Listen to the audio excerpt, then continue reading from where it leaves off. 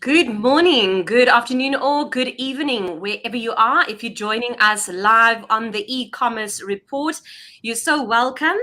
I'm your host, Mia Lindicke. I'm a journalist at Locate2U, and with me is our CEO, Locate2U's CEO, Steve Orenstein. Welcome, Hey Steve. Mia, good to be here. Yeah, how are you? I know that you recently went to Manila. Tell me more about that latest trip. Any new discoveries? Did you manage to look at how they are doing, what they are doing in the e-commerce sector, that side? Is it different from what we do here and operate in general? Yeah, look, it was definitely a really good trip. It's always good seeing other countries and how other countries are actually looking at sort of e-commerce and the different ways in which they're interacting. The interesting thing I find in the Manila market in particular, I mean, delivery is a big thing. Fast delivery is a big thing. There's lots of drivers on bikes and motorbikes delivering goods to consumers. But also there's a lot of commerce that's actually happening on Instagram and being able to message people through Instagram and have ordering products. There's a lot of, micro, smaller e-commerce businesses that are transacting through that and really simplified transactions. Sometimes they're not doing credit card transactions. Cash is still a big thing that's happening. And drivers being able to pick up those cash payments or using integrated sort of payment providers through the likes of, Grab, Gcash functionality. So it's really different markets do different things. It's always interesting seeing what's happening. And I mean, e-commerce is big throughout Asia as it is, in a lot of these other Western countries. Yeah, someone who is very good with social media is Mr. Beast, and that is the first story that we're going to look at. Mr. Beast, he is suing his food delivery partner for what he calls low quality food. Now, his real name is Jimmy Donaldson, and he's actually very fondly known on YouTube. Actually, one of the biggest personal brands on YouTube. He's got 172 million followers, subscribers. Can you imagine? So he's now suing his food delivery partner. He says that when they started, the quality was great. They're actually creating food from a ghost kitchen. And now he says that it is just, some of the food is inedible. Some of the customers have tweeted photos of raw meat inside these burgers. It's his personal brand. His name is attached to it. It's called Mr. Beast Burgers. But there's a very interesting development lately. In the last 2 days, Mr. Beast is actually now being sued by that very same company that he is suing. So, and he is apparently, they are suing him for damages of exceeding $100 million. Steve, what do you make of this? Look, it's very interesting. And I think, unless you're probably that younger generation, you may actually not even know who Mr. Beast is. And so if that's the case, I'd encourage you to jump on YouTube, just go and watch some of his videos. And what you've got is this fairly, young entrepreneur. He's 25, late mid-20s. He's now got over 100 million subscribers. Every time he launches a new video, which he spends upwards of $15 million in producing that video. He gets over 100 million views on that particular video. So he has this enormous audience, and which he's been building, over a long period of time. And what he thought about doing was actually, how can he monetize this audience? And that's where he launched the Mr. Beast burgers, so Beast Burgers. And, through that process, what he's realized is it's very, very difficult delivering food. He tried outsourcing it to this third-party company to actually manage this whole process, and it was a lot more difficult than probably what he expected. One of the challenges around, running a restaurant is maintaining quality of food.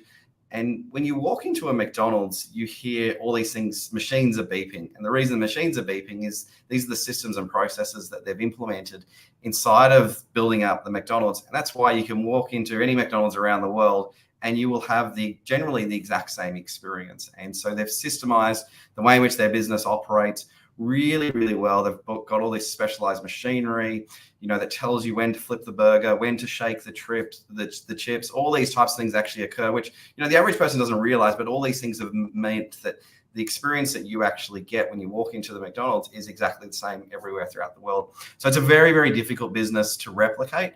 And I think, Jimmy's now learned this is difficult. And on top of that, what he wanted to be able to do was be able to offer this delivery experience. And delivery of food requires a lot of effort and requires a lot of thought. One of the biggest challenges is that everyone wants to eat dinner at the exact same time. So there's this enormous spike in order volume that occurs from 6 till 8 o'clock at night. And you've got to be able to handle the scaling demand of the number of drivers that are going to be required throughout that period. And that's going to require the ability to outsource that, but also thinking about having your own fleet of your own drivers being able to do that as well.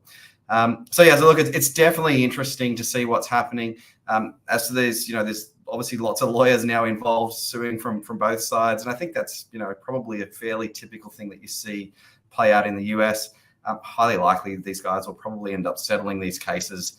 It won't run through the full process, but you never know. Maybe Mr. Beast is thinking about creating a YouTube video talking about this whole process. Who knows? But I suspect this is all going to be settled. Give it a few months, they'll run through this process for a little bit, and that both parties will agree to part ways and probably pay some sort of settlement figure on either side. Hopefully an out-of-court settlement can be reached, right? Yeah. But many people following you, many people looking at advice, maybe they're starting their own business, still in the baby shoes. Some people might be wondering, if I start my own business, should I have a partner with me? What if the partnership goes sour, like in this case?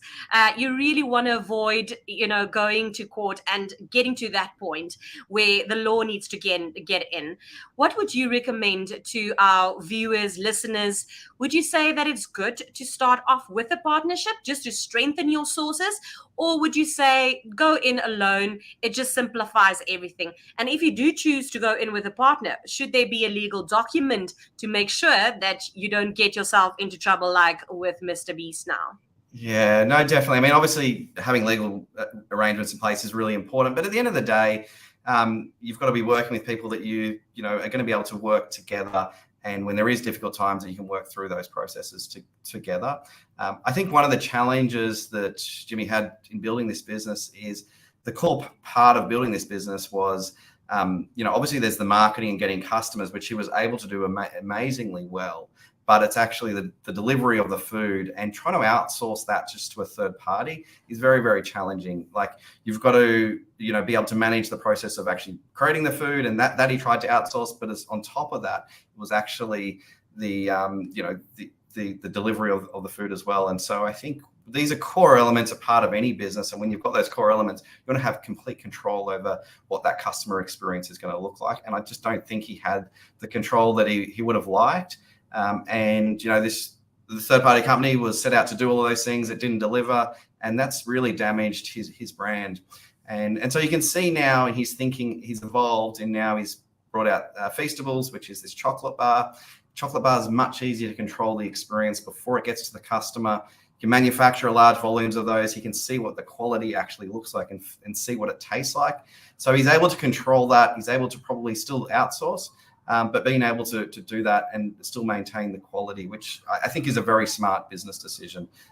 You really want to understand and specialize in the area that you're going to be working in. And now he's been able to do that and can control what's actually happening there. Yeah. Someone or something, it's a company that actually is really good with delivery. It's Amazon, and Amazon knows exactly what it's doing. Quite the opposite of what we're seeing here with Mr. Beast. Definitely. They are actually now trying to get the parcel to you much faster. Some people might be thinking, is that even possible? But that is what they're now doing. They want to double the number of same-day fulfillment centers. It's done so with its same day or next day deliveries. It quadrupled from 2019. Can you believe it? To 1.8 billion packages for that same window this year alone. What I want to ask you, does Amazon have the capacity to ramp up these delivery facilities? And what is the strategy here? I mean, I know they are very experienced, but how are they going to do it? How will they implement it? Yeah, I think it's really interesting seeing, what's happening with Amazon. I mean, Amazon's biggest thing from day one was giving customers a really great experience and making sure they can deliver as quickly as possible. And I think that's one of the key things for any e-commerce business is, they customer orders online, getting that product to that customer as quickly as you possibly can will result in repeat orders and repeat purchasing from your customers. And they've believed in this from day one. They've been able to initially start with their third-party networks where they're using your traditional courier providers. And over a number of years now, they've been building up their own fleet of drivers, and they've been doing that right across the world. And now they're continuing to do that even further. And they're just gradually, they would have had a goal to be able to control the entire logistics experience, and that goal probably started 10 years ago. And every single year they've been chipping away at it, and they're getting closer and closer to really controlling that customer delivery experience. And so I think it's a bold move, but it's a really great move in being able to control that customer experience. And they've realized that delivery is a core part of their business. It's not something that they can just leave to a third party to think about just being able to make sure that product actually gets delivered. They really want to control it. And, that's what's leading to the success that they've had, the consistent growth that they're seeing inside of their business, and customers being really happy with the delivery experience. Yeah. High volume deliveries will obviously then exhaust a lot of, workers. Will this create opportunity then for more jobs? Perhaps will they then employ more people? Yeah, I think they're definitely going to have more drivers available, and how they engage those drivers, I think, will vary. In their Amazon Flex model, they're creating lots of small businesses, and those businesses are then employing other people to actually do the deliveries. So yeah, I think they're definitely maybe there's going to be a shift of pulling some of that volume from the traditional carriers. They might have been using, the UPSs and FedEx of the world, pulling that volume, and they're going to be running that through their own fleet. Ultimately, what should hopefully be happening is that the drivers are going to be paid more money. There's going to be less margin that's going to go to the third party, and hopefully the drivers win out of that and get paid more money. Yeah. Well, let's now look at other companies where people are coming up with new innovation to make sure that they can expand their brands. And one of them is TikTok. They're now launching, or they're still in the process, actually. We don't know when are they going to launch, but they're in the process of launching this e-commerce program to bring Chinese goods to the US. Now, this is a remarkable change for the e-commerce industry. Just shows us again, Steve, that technology is evolving more and more, and this will connect more tradesmen to other areas of the continent or country or the world globally. And it's just how we're all going to be connected. And TikTok plans to launch this in the next month or so, and that will obviously help Chinese merchants to have access to this global market. Now, it's going to be the first, and it's going to be tried and tested there in the US from the US consumers. Hopefully, it will then be used in other parts and other countries. Let's hope so. Do you have more insight? How will it work? What do you think how it could actually work? Because they're not telling us much. We don't know actually exactly what's going to happen. What do you expect? How could it be actually working? I mean, I think the interesting thing is here you've got this social media platform, and they're thinking about e-commerce. And it's similar to you look at Mr. Beast. He's got this huge following, this huge audience, and now he's thinking about how can he monetize that audience. And he's going to think about selling products to this audience. And so this is what's someone like TikTok is thinking about. Well, how do we make it easier from someone to be watching a video and then transact inside of the TikTok application? And how do we help these merchants be able to sell product easier to their customer base? And so, yeah, I think it's a smart move. And I think, these social media platforms are going to become an integral part of being able to do commerce online. I think you're going to see some of these other players look at being able to do this, and Facebook, I'm sure is going to be coming out with something like this, and whether, people like Twitter and YouTube start to do the same. But I think the influencers and the people that are building content and building a following, they're going to be the big brands of the future. It's not going to be, you probably will still have the McDonald's of the world and others, but I think, these big brands can be able to launch huge companies very, very quickly because of the audience that they have.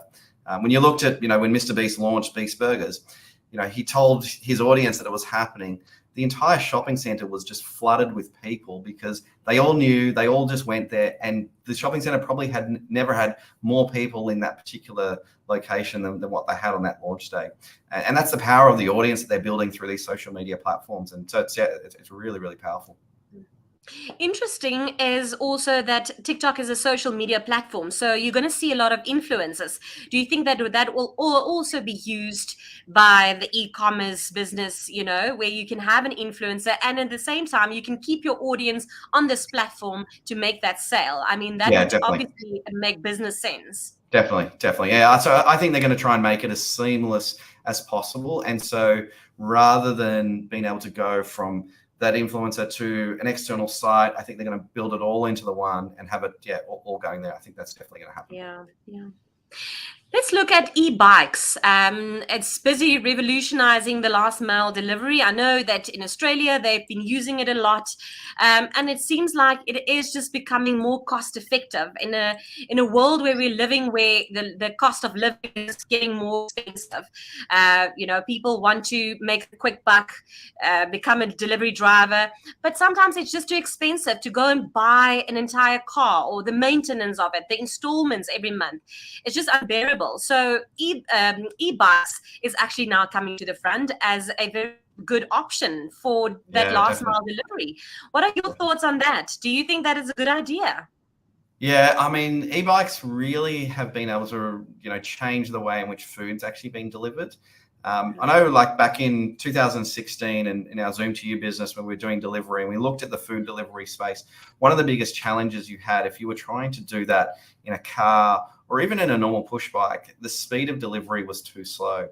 In a car in particular, the driver's going up to a residential location, he's having to try and park, takes too much time, and the transaction value of the delivery is really, really low. And so you need that driver to be able to do as many deliveries as they can in that hour to make it affordable for them.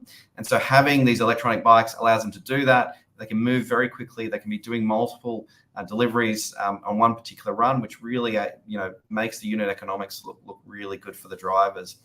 So yeah, I think it's definitely an important thing. I think the next phase of this will be interesting because I think it's going to transition from humans delivering this food to you're going to have autonomous vehicles that are going to be doing that, and it's probably going to be autonomous carts. I think they're still a little way off. I think the technology is not quite there yet, but you're definitely starting to see this, with companies like Uber and others starting to experiment with doing the cart deliveries and autonomous deliveries, particularly of food.